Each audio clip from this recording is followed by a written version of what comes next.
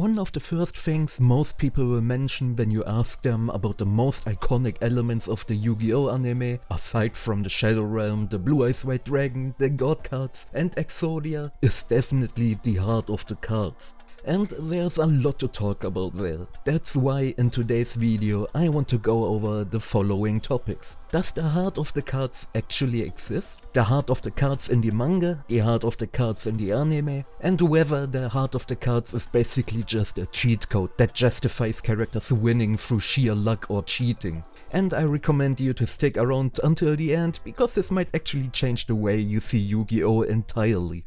Does the heart of the cards actually exist? While the answer might seem simple, it's not that straightforward. Sure, the anime constantly shows it in duels against Kaiba, Bakura, or pretty much any other opponent, but just like the Shadow Realm, it's something that was added by the dubbed version, or well, not entirely. It's actually something that was only mentioned once in the original Japanese version of the anime, and that was in the very first episode. The English dub, however, took that one line and ran with it through the entire series. Even the English manga included it for a chapter or two because the dub was so popular. Fun fact, the first episode of the anime is called The Heart of the Cards, but it's only in the dub. The original Japanese title is The Fearsome Blue Eyes White Dragon, and the same goes for volume 5 of the Yu-Gi-Oh manga. The English version is titled The Heart of the Cards, while the original Japanese title is The Terror of Blue Eyes. That alone shows how deeply this concept was embedded into Western Yu-Gi-Oh culture. The heart of the cards in the manga. No, it's not that the concept doesn't exist at all. In the first episode of the Japanese anime, it's mentioned briefly, but in the manga, it's never called that directly. So to answer the big question, does the heart of the cards exist? At least not in the way dub viewers know it.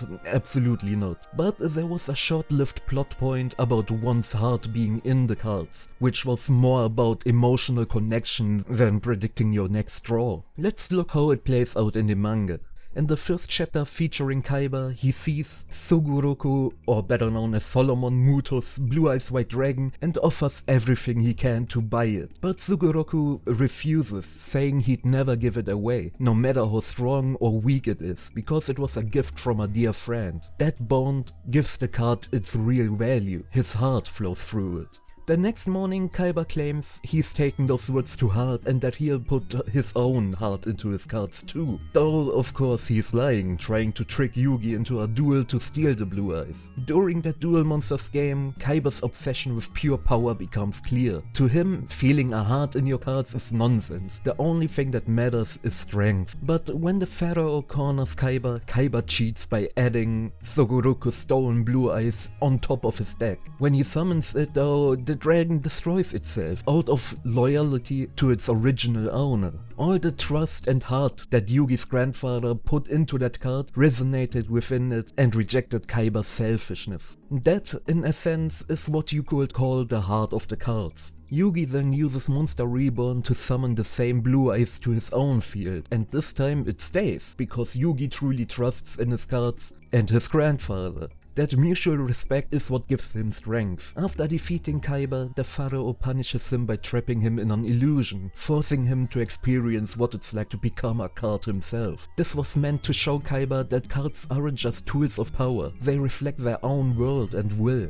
In the English manga, Yugi says something like, "It's my wish that by becoming a card you will understand the heart of the cards." But in the original, he actually says something closer to, "I want you to regain your heart for the game by becoming part of it." So even here, it's not about a mystical concept. It's about rediscovering the love for the game and rebuilding trust. Kaiba and the darker side of power. Later in their rematch, the original version of the anime's first Duel Monsters episode, Kaiba shows he hasn't learned anything. He builds Death Tea, an amusement park designed purely to kill Yugi. He even uses the Shadow Game technology to develop holograms so real they make you feel the sensation of death. He uses this to defeat Suguroku and force Yugi into Death Tea. Kaiba's obsession spirals further. After Suguroku refuses to give him the Blue Eyes, Kaiba hunts down the other 3 copies, using mafia, bankrupting people and even driving someone to suicide, just just to own them all.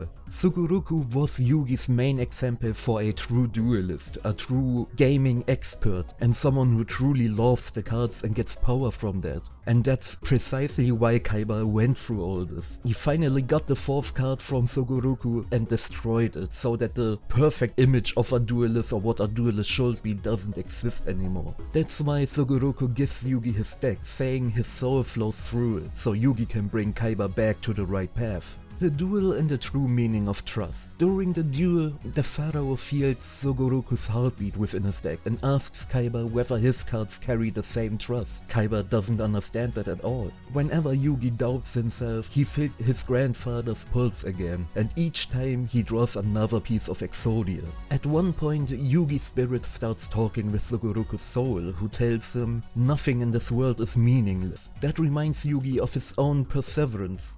How he spent 8 years solving the Millennium Puzzle, but when facing Kaiba's 3 blue eyes, fear takes over. He loses trust in his deck and his cards stop responding. Only when he feels the bond of his friends again, does he regain the trust. By believing in them and in his cards, he draws Exodia and wins.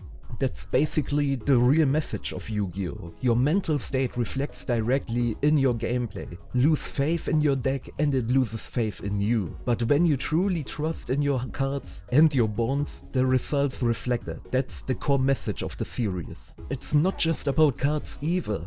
The smiley face Anzu paints on their hands, or the pieces of the Millennium Puzzle, all symbolize that same unity and trust. So what does that mean? The heart of the cards does exist, but not in the way the English dub portrays it. In every scene where Yugi says trust in the heart of the cards, the original version either has silence or something like I'm putting everything on this drawer. The concept only truly appears once in episode 1 of the anime and briefly in Kaiba's manga arc leading up to Duelist Kingdom. It's not a cheat code, not a plot armor, just a symbolic storytelling element. Another concept that the dub exaggerated into a defining catchphrase for the entire generation. And in the first episode of the Yu-Gi-Oh! Anime in the Japanese original version, that's where Suguruku and Yugi talk about the heart of the cards. That's where they literally talk about this concept, but all in the meaning of what I just explained. So not as a concept that actually exists like the dub makes it, or wants to make it here, but in a sense to trust in the thing that you are doing. I hope this helped clear things up. The heart of the cards isn't plot armor that magically saves the protagonist. It is the core power system of the Yu-Gi-Oh! Universe. Your emotional and mental connection to your deck. Try watching a few duels from any Yu-Gi-Oh! Series. You will see it's always reflected in the character's state of mind. Let me know what you think about all this in the comments. And if you enjoyed this video, don't forget to leave a like and subscribe for more content like this. That's it for today. See you next time. EUTS.